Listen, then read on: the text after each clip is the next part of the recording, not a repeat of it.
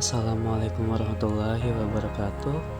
Perkenalkan, nama saya Jami Salim Husin, kelas IE 23B2, jurusan Teknik Industri, mata kuliah Media Sosial Universitas Pelita Bangsa. Di sini saya akan menjelaskan bagaimana kita beretika dalam bersosial media. Sebelumnya di sini saya akan menjelaskan tentang media sosial. Apa sih yang disebut dengan media sosial? Media sosial atau sering juga disebut sebagai sosial media adalah pelantara digital yang memfasilitasi penggunanya untuk saling berinteraksi atau membagikan konten berupa tulisan, foto, video, dan merupakan pelantara digital yang menyediakan fasilitas untuk melakukan aktivitas sosial bagi setiap penggunanya.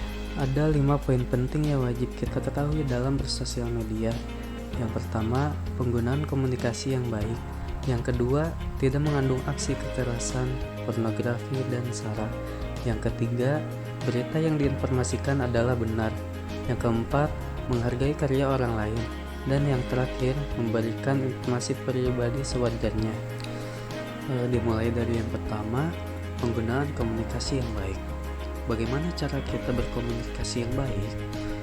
Dengan cara menggunakan bahasa yang sopan dan tidak kasar, baik dari segi ketikan maupun suara. Terus juga berpikir sebelum melakukan tindakan, dan menggunakan kata-kata yang mudah dimengerti agar tidak terjadi kesalahpahaman. Berikut contoh komunikasi yang baik. Diawali dengan kata salam. Contohnya assalamualaikum atau selamat sore, selamat pagi, selamat siang. Dan juga tidak menggunakan kata kasar. Dia jadi menggunakan kata yang sopan dan santun. Terus juga dari segi komenan, menggunakan kata-kata yang enak dipandang gitu. Tidak ada sarkas, tidak ada penghinaan, namun banyak motivasi. Jadi kesannya itu positif. Berikut contoh komunikasi yang tidak baik. Bisa dilihat ya teman-teman, menggunakan komunikasi yang tidak baik itu kesannya itu apa ya, jadi ngajak berantem gitu kan. Iya tuh, ada ini bahasanya bahasa Jawa, nggak ngerti, cuma kelihatannya ini kasar kan. Ada kata-kata setan ya, seperti misalnya fuck you atau apalah yang tidak enak didengar. Terus ini dari segi komenannya juga, dia menggunakan komunikasi yang tidak baik, berkata kasar. Jadi kesannya itu negatif atau tidak enak dipandang gitu ya. Beda banget. Jadilah netizen yang baik. Yang terakhir ada contoh komunikasi yang baik tapi horor. Maksudnya horor tuh apa sih? Dia ngechatnya baik tapi ada maunya gitu. Contohnya biasa kan, awalan apa kabar gitu kan. Lagi di mana? Gimana kabarnya, sehat gitu. Padahal ada maunya gitu. Agar silaturahmi tidak terputus gitu bahasanya. Lanjut, yang kedua, tidak mengandung aksi kekerasan, pornografi, dan sara. Beragam informasi yang akan diunggah di media sosial sebaiknya menghindari penyebaran yang mengandung aksi kekerasan, pornografi, ataupun sara. Suku, agama, dan ras ya, termasuk itu. Kadangkala maksud hati ingin memberikan informasi yang real life atau peristiwa di tempat kejadian. Seseorang mengupload foto dari korban kecelakaan, kekerasan, dan sebagainya. Alangkah baiknya informasi yang diberikan bersifat informatif dan edukatif. Ini contohnya teman-teman. Ini sebenarnya bentuknya video, cuma saya SS aja gitu kan. Dari gambaran ini adalah video yang sedang tawuran. Nah, harusnya kita tidak boleh memposting itu, ya, karena kan takut ada yang menonton yang dari di bawah umur gitu kan. Bahaya juga, apalagi sekarang anak-anak zaman sekarang tuh aktif banget dalam bersosial media. Baik, yang ketiga, berita yang diinformasikan adalah benar atau tidak hoax. Kebenaran atau kepastian dari sebuah berita adalah hal utama yang perlu ditekankan. Bagi pengguna jejaring sosial, kita harus cerdas untuk menyaring beragam informasi yang disajikan. Apakah berita tersebut pasti, sumber beritanya jelas? Hal ini menghindari kita mengkonsumsi informasi yang hoax.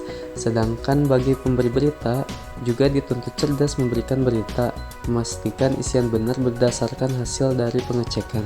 Nah, ini salah satu contoh hoax yang dipublis oleh seseorang yang tidak bertanggung jawab. Di sini diposting meninggalnya Ariel Noah setelah mengalami kecelakaan maut. Padahal aslinya nggak tahu sumbernya dari mana gitu kan, atau mungkin hanya kembar gitu. Padahal aslinya Ariel Noah masih hidup sampai sekarang, belum meninggal. Terus juga terkait kiamat 2012 itu juga termasuknya hoax. Yang keempat, menghargai karya orang lain. Setiap orang memiliki hak untuk berkarya, termasuk mengunggah hasil karya mereka pada jejaring sosial yang dimilikinya. Entah karya mereka berupa foto, video, atau sekadar tulisan. Alangkah baiknya jika kita ingin menggunakan karya tersebut, maka perlu mencantumkan sumbernya. Hal ini sebagai bentuk penghargaan kita terhadap karyanya, sekaligus rasa terima kasih kita karena bisa menggunakan karyanya. Bentuk menghargai karya orang lain juga bisa dilakukan dengan tidak mengajak karyanya dengan umpatan yang kotor atau menghinanya di depan umum. Apabila hendak memberikan tanggapan, saran dan masukan, kita bisa berkomunikasi secara personal terhadap pemilik karya, pastinya dengan menggunakan kalimat yang baik dan tidak menyinggung perasaan. Sebagai contohnya ada lagu Halo Halo Bandung yang dijiplak Malaysia jadi Halo Halo Kuala Lumpur. Ini termasuk tidak menghargai karya, alasannya karena merubah lirik tanpa izin. Jadi kan lagu Halo Halo Bandung itu punya sejarah tersendiri, ada makna tersendiri, jadi tidak sembarang orang untuk menjiplaknya gitu. Tidak boleh juga. Oke, yang kelima, memberikan informasi sewajarnya.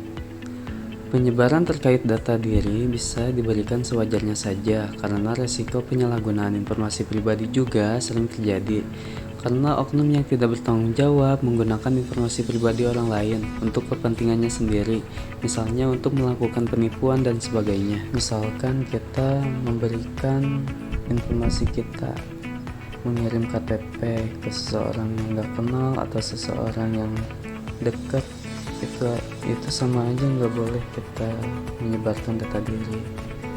Kenapa begitu? Takutnya ada kejadian hal-hal yang tidak diinginkan. Bisa jadi pinjol, terus penipuan ke orang-orang menggunakan identitas kita, itu bahaya. Jangan sesekali memberikan privasi kita ke orang lain.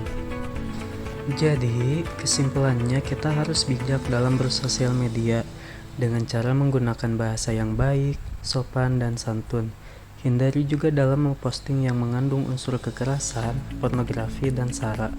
Jangan mudah kemakan hoax apa yang diberitakan. Cari tahu dulu kebenaran tentang berita tersebut. Saling support dan saling memotivasi kepada sesama pengguna media sosial, sehingga tidak ada yang tersinggung sesama pengguna, malah makin saling support. Hindari juga identitas pribadi. Jangan memberikan identitas kita dengan terbuka, karena akan banyak kejahatan oknum-oknum dengan menggunakan identitas kita. Demikian apa yang sudah saya jelaskan, bagaimana caranya beretika dalam bersosial media. Mohon maaf jika ada kesalahan kata atau salah pengucapan, karena saya juga masih terbilang masih tahap pembelajaran. Terima kasih atas perhatiannya. Akhirul kalam. Wassalamualaikum warahmatullahi wabarakatuh.